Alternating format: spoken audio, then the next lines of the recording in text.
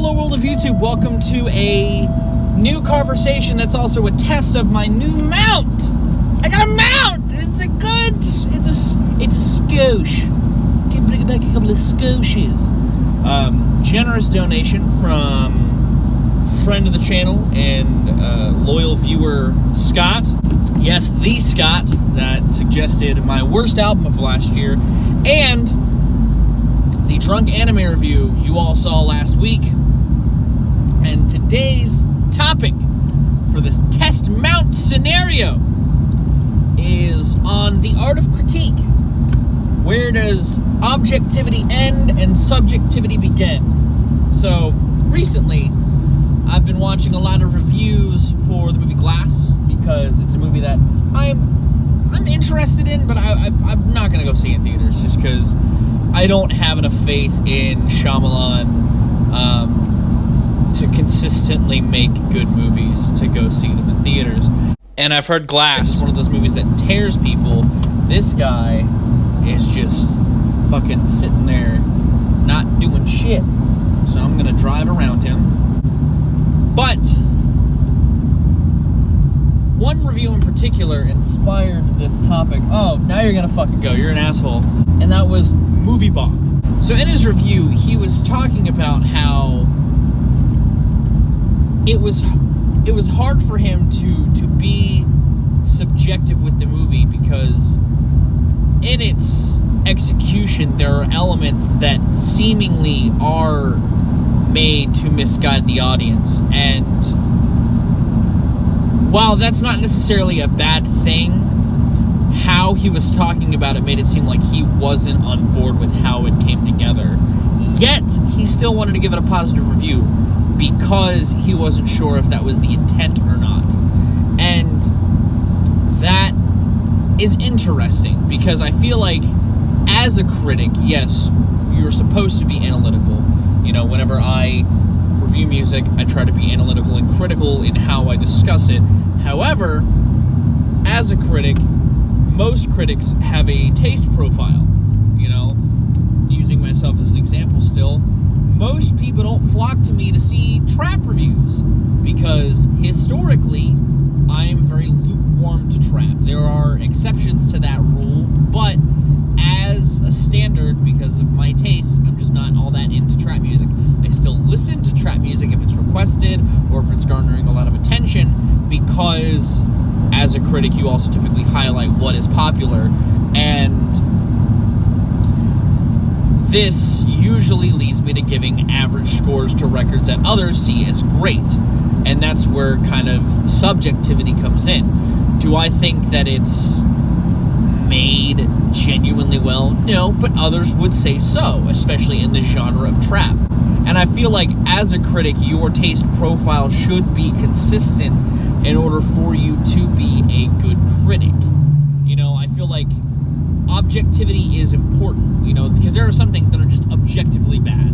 Like, if I were to give a Speeding Bullet to Heaven a genuine, like, 10 or, like, a 9, that would lead some, and I don't give anything else in the same vein, a 9 or a 10. That usually makes my opinion a little more disingenuous and leads people to not really trust my opinion. And even if Kid Cudi came out and said, well, I meant for Speeding Bullet to be bad, that doesn't change the fact that it's still a bad project. You know, Shyamalan is an interesting artistic filmmaker, but I don't think he's that kind of guy to make a movie have elements in it that are genuinely upsetting as a viewer be intentional. You know, he's just not that kind of guy. You know, he's put together some really bad ideas before into a film. You know, I don't think he got the performances out of The Happening he did because he wanted to make the audience laugh, you know, and think the movie is ironically good. Could the intentional upsetting of an audience be part of Shyamalan's vision, though? Sure. Again, I haven't seen Glass, so I don't know. But from what I can see, people aren't just upset with the fact that he did it, they're upset with how he did it.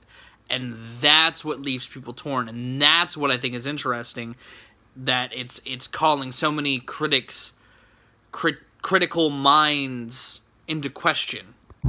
Will I see it eventually? You know, because I like Unbreakable outside of his ending, and I thought Split was good too. But I thought it was interesting that a critic that some really respect in the scene went out of his way to talk about the line between subjectivity and objectivity, because I feel like he did not like the film as much as his score led to believe, because he personally didn't enjoy how the plot moved forward. Maybe I'm wrong, maybe I was interpreting the tone of his review wrong, and I'm discussing a review which is really, I don't know, that's really weird for people to do, but it's not the first time that's happened, not with him, but in general. There are other critics that do the same thing. You know, Chris Stuckman was really torn on the film, which is interesting because he is a Shyamalan fan, and I would expect him to give it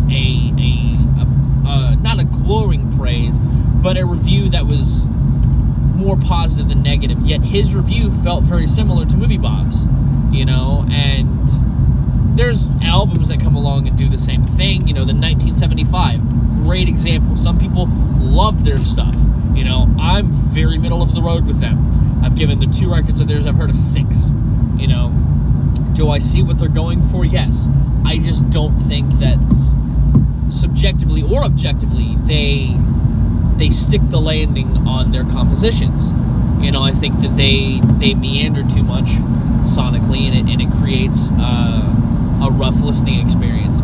But I, as a critic, try to make that very clear, and I try to stick to the taste palette that I've showcased in my almost 10 years of discussing music. You know, and I feel like that's an important part of critique. Another point I didn't really hit is if you are a critic and your palette grows, that stays consistent still. And that's what I wanted to talk about in this video. I wanted to talk about the art of critique and the importance of consistency. Because at least in this one big instance, there is a lot of similar opinions from people that I wouldn't imagine having similar opinions. But that's just me. That's my slice of the pie. The question I pass on to you is, if you're a critic, do you factor in your taste profile when discussing things? Do you think of things more objectively or subjectively? Do you try to blend the two? Do you try to toe the line? Do you, even if you're not a critic, as someone who engages in listening to art, you know, when talking about it with friends, do you let your tastes dictate the conversation? Do you speak of it objectively or subjectively? Let me know. I thought this was an interesting topic to bring to the fold, but maybe that's just me. I'm gonna go. I have been Viral Rack. You guys have good days, lives, and situations, and I'll see you another day.